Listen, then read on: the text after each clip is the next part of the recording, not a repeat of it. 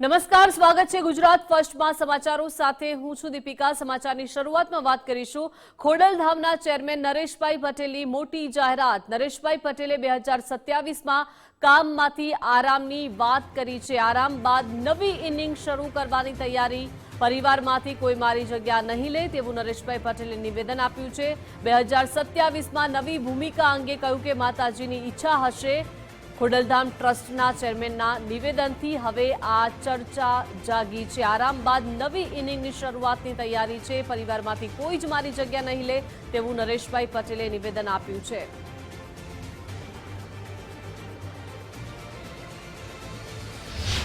હવે 2017થી આપ જાણો છો કે મારે આરામ કરવાની જ મને ઈચ્છા છે, પણ કાંઈ કારણોસર નથી કરી શકતો।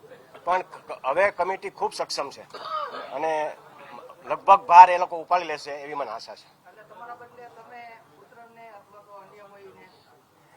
બિલકુલ નહીં, મેં પહેલા પણ કીધેલું, હજી પણ કહું છું, આમાં મારા પરિવારમાંથી કોઈ પણ મારી જગ્યા ક્યારેય નહીં લે।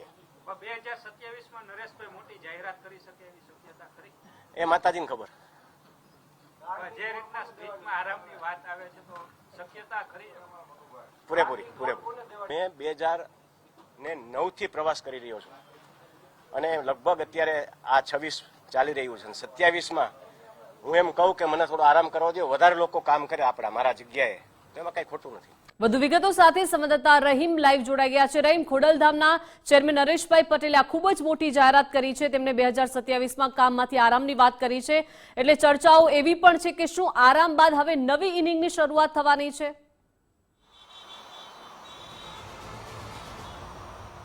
ચોક્કસપણે દીપિકા, છેલ્લા ઘણા સમયથી નરેશ પટેલ છે તે રાજકારણની અંદર ઝંપલાવવાની વાત કરતા હતા, પરંતુ તેની પાછળ તેને સૌથી વધારે જે કહી શકાય કે ખોડલધામ કાગવડ છે તેમના ચેરમેન હતા, તેમની પણ મહત્વની કામગીરીઓ છે તે તેમના હાથમાં હતી અને સમાજ કાર્ય અને રાજકારણ બંને એક સાથે થઈ શકે તેવી પરિસ્થિતિ નથી। અગાઉ પણ તેઓ કહ્યું હતું કે હવે હું રાજકારણમાં નહીં આવું, પરંતુ આવતી જાન્યુઆરી 2027ના ખોડલધામને 10 વર્ષ પૂર્ણ થઈ છે।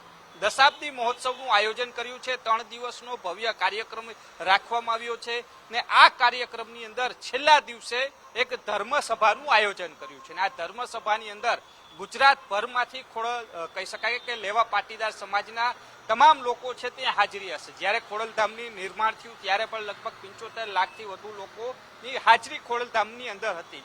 ત્યારે આ વખતે પણ દશાબ્દી મહોત્સવની અંદર એ જ પ્રકારનું આયોજન થવા જઈ રહ્યું છે કે જ્યારે તમામ ખોડલધામની અંદર તમામ લેવા પાટીદાર સમાજના લોકો હશે ને ત્યારે જ નરેશભાઈ પટેલ પોતે કંઈક નવી જાહેરાત કરવા જાય છે તે સૂચક કહી રહ્યા છે અને જેમાં તેમણે આ પત્રકાર પરિષદમાં પણ કહ્યું કે હું 27થી નિવૃત્તિ કરવાની તૈયારીઓમાં છું, આરામ કરવાની તૈયારીઓમાં છું। એટલે કહી શકાય કે આગામી સમયમાં જ્યારે વિધાનસભાની ચૂંટણી નજીક છે, 2027ની અંદર ડિસેમ્બરની આસપાસ વિધાનસભાની ચૂંટણી યોજાય તેવી શક્યતાઓ છે ને 2027ની શરૂઆતમાં નરેશ પટેલ ખોડલધામમાંથી નિવૃત્તિની જાહેરાત કરી શકે તેવી શક્યતાઓ છે।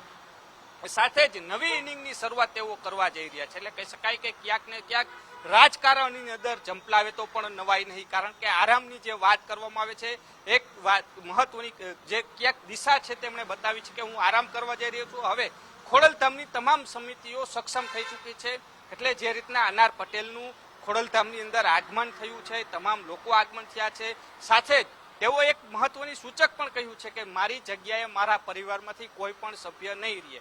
એટલે જે ખોડલધામની ચેરમેનની ખુરશી છે તેમાં નરેશભાઈ પટેલના પરિવાર નહીં હોય, પરંતુ નરેશભાઈ એક મોટી જાહેરાત જે ધર્મસભાની અંદર કરવા જઈ રહ્યા છે તે સ્પષ્ટપણે સંકેત છે તે આપી દીધો છે ને કહી શકાય છે કે વિધાનસભાની ચૂંટણી પહેલા ક્યાંક શું નરેશ પટેલ ફરીથી રાજકારણની અંદર પ્રવેશ કરશે કે નહીં, સૌથી મોટા સવાલો છે તે અત્યારથી ઉત્પન્ન થઈ રહ્યા છે। દીપિકા જી રહીમ, આભાર વિગત સાથે જોડાયા તે બદલ।